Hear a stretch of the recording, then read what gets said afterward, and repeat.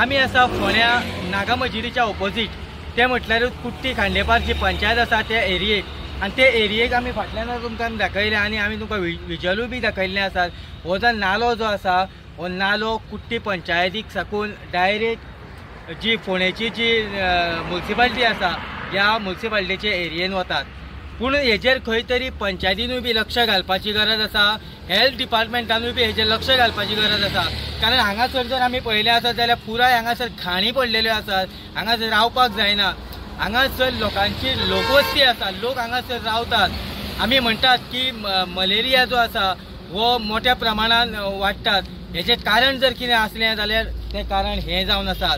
हेजेर खंय तरी कुट्टी खांडेपारचो जो सरपंच आसा हाणें खंय तरी रिसर हेका फॉलोअप दिवन हेल्थ डिपार्टमेंट आसा ह्या हेल्थ डिपार्टमेंटा कडेन कळीत करून ताका लेटर करून हेचें कितें आसा हें बेगींतल्या बेगीन जाग्यार घालचें, नाल्यार जायते लोक दुयेंस पाडपाच्यो शक्यता मोठ्या प्रमाणात आसा।